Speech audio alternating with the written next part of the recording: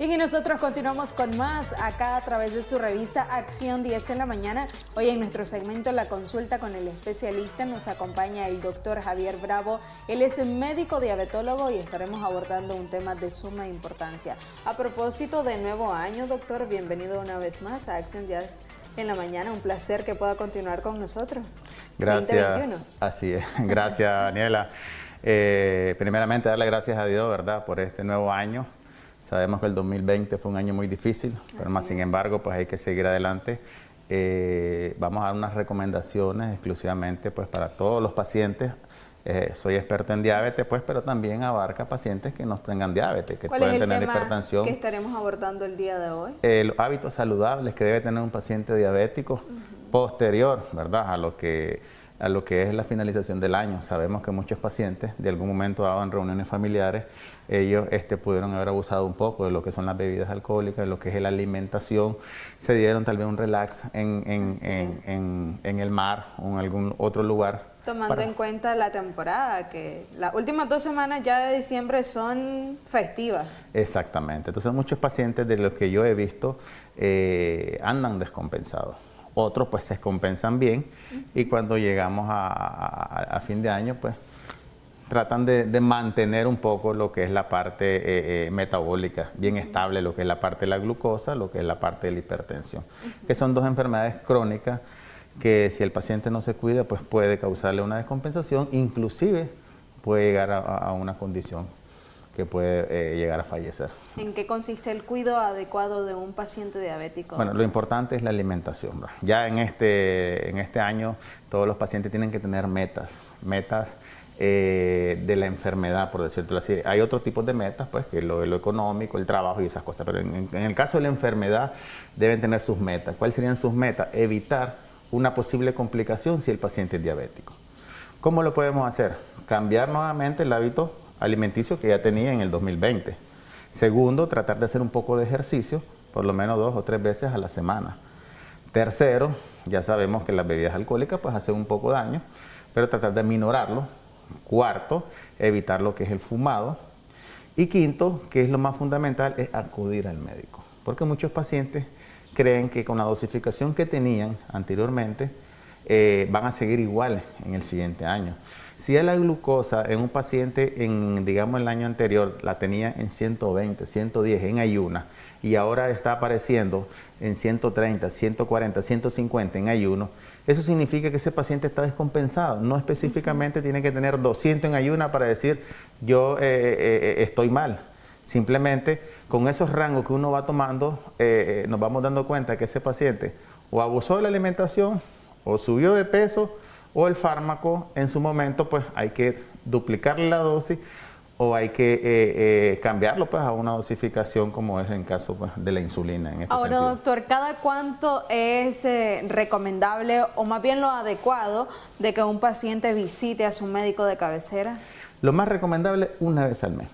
Una vez al mes siempre y cuando el paciente pues esté controlado. Pero si un paciente está descompensado, por lo menos tiene que ser 4 visitas en el mes hasta que ese paciente se controle, luego cada 15 días, luego una vez al mes.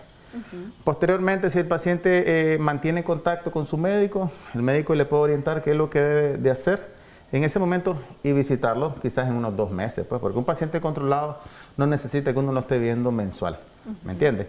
Pero aquel paciente que si uno no le da seguimiento se descuida. Como les digo a los pacientes, digamos que del 100% de la consulta, el 1% lo pone el médico. El 99% lo pone el paciente.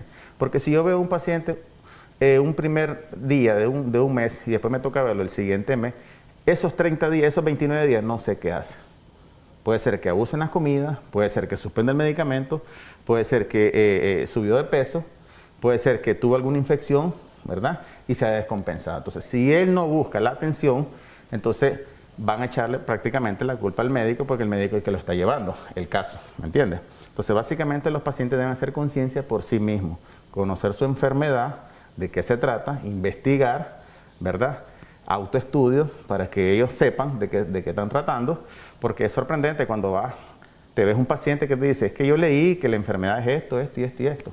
Ahí existe la neuropatía diabética y a mí esos son los síntomas que a mí me dan. Entonces ya el paciente va un poquito documentado y solo falta pues que con el médico ponerse de acuerdo y determinar pues que esa complicación es como consecuencia de la diabetes descompensada. ¿En qué consiste una dieta saludable para los pacientes diabéticos o más bien una alimentación saludable para este tipo de pacientes? Mira, esto es muy importante y a veces un poquito complicado porque al paciente le podemos decir, mire, usted debe ingerir pocos azúcares, pocos carbohidratos, poca grasa, ingerir más vegetales, ingerir más frutas. Pero el paciente se queda un poquito desorientado al decirle ese tipo de nombre. Pero cuando le decimos, vea, un plato de comida para una persona diabética debe ser una proteína, que puede ser un pedacito de pollo, un pedacito de pescado, asociado, ¿verdad?, a lo que es vegetales y ensaladas. En algunos casos, pues podemos poner una pequeña cantidad de arroz bien medido, ¿verdad? Entonces, hacer un conjunto de este tipo de alimentos, eso va a colaborar a que el paciente tenga buen metabolismo y buena digestión, en pocas cantidades. En el caso de los pacientes que están con insulina, ¿verdad?, con altas dosis de insulina, esos pacientes deben de comer menos, pero más seguido, por el mismo efecto de la insulina.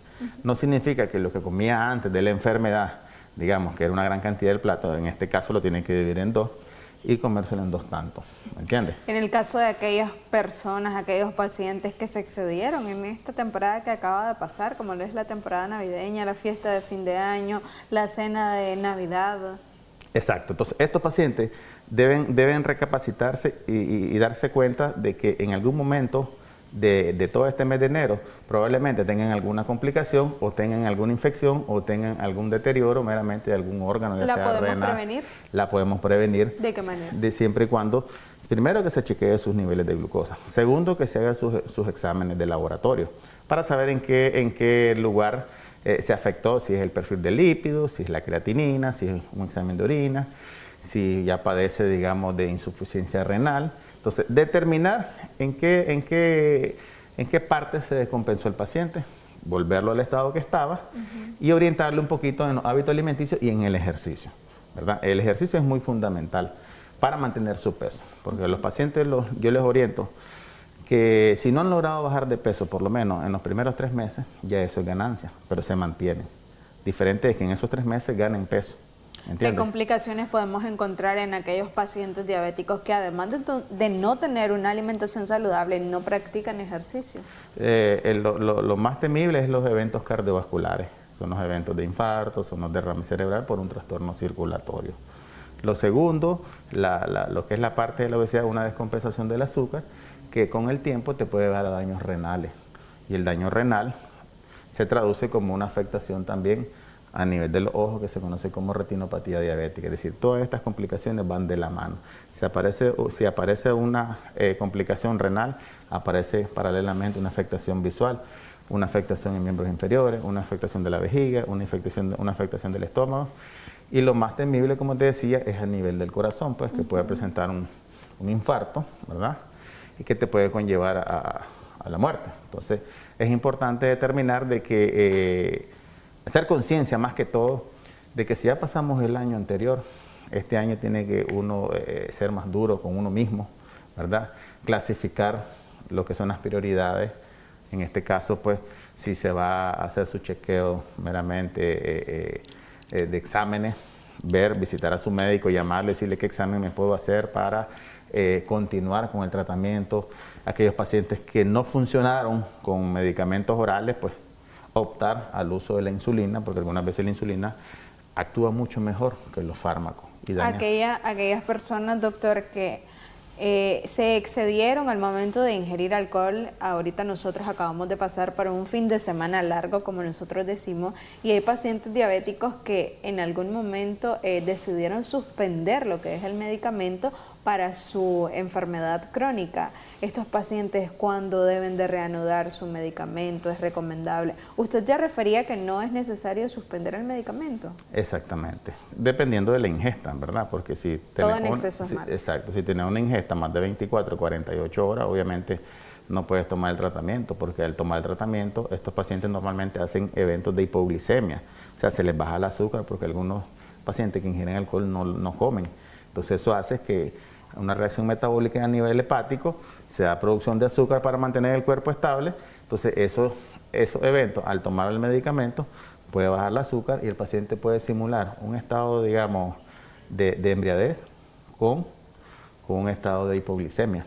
O sea, ahí es donde tiende a confundir al paciente. Entonces, estos pacientes lo más recomendable es hidratarse inmediatamente, llamar a su médico y decirle, mire doctor, hice esto y ¿qué puedo hacer? Entonces, la hidratación es importante en todo este caso, beber bastante líquido y si es posible ponerse su suerito intravenoso para hidratarlo y posteriormente ir midiendo el chequeo de glucosa.